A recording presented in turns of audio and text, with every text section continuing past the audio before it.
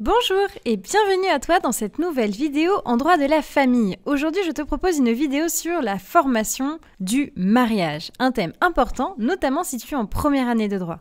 Pour ce faire, nous verrons dans un premier temps le droit au mariage, les conditions de fond et enfin les conditions de forme.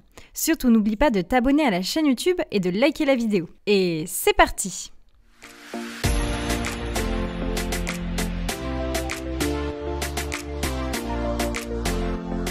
Tout d'abord, qu'est-ce que le droit au mariage?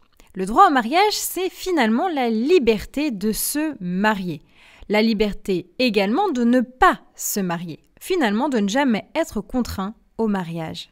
Mais c'est également la liberté de choisir, et ce librement, son conjoint ou sa conjointe. Finalement, c'est un ensemble de droits qui n'existait pas il y a ne serait-ce que 100 ans.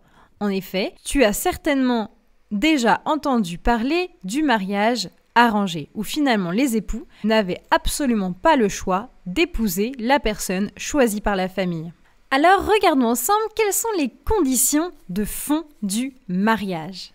Tout d'abord, regardons ensemble s'il y a des conditions physiologiques. Eh bien, sache que depuis 2013, il y a une indifférence totale du sexe des partenaires. En effet, le mariage des couples homosexuels étant reconnus depuis 2013, peu importe que ce soit deux femmes, deux hommes ou bien un couple hétérosexuel qui se marie. En ce qui concerne l'âge, c'est un critère très important. En ce qui concerne le mariage des mineurs, par exemple, c'est autorisé, mais bien sûr sous conditions.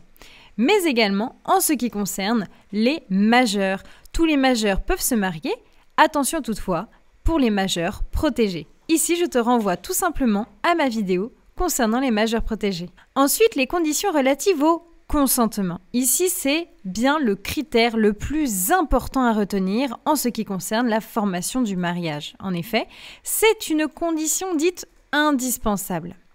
En cas d'emprise de stupéfiants ou bien la personne étant atteinte d'une maladie mentale, eh bien le mariage pourra être annulé. Alors, il ne faut pas prendre la chose à la légère.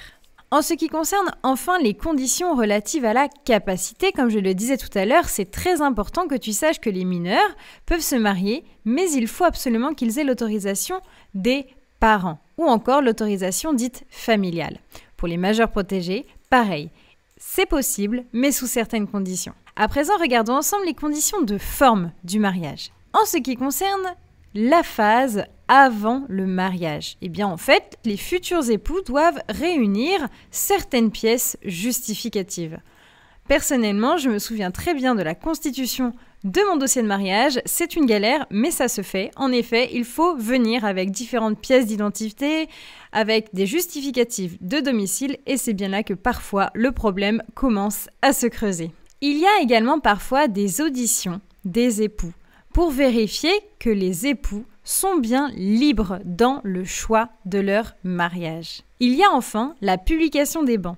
C'est une phase extrêmement importante, en effet, c'est finalement le fait pour la mairie de venir mettre devant la mairie le nom des futurs époux et la date de leur mariage. En ce qui concerne la célébration du mariage, eh bien sache que c'est devant un officier de l'état civil que l'on peut se marier et seulement devant un officier de l'état civil. Ensuite, il y a bien sûr la lecture des textes législatifs, mais également du contrat de mariage s'il y en a un, et il y a bien sûr la fameuse question « Voulez-vous prendre pour époux ou voulez-vous prendre pour épouse ?»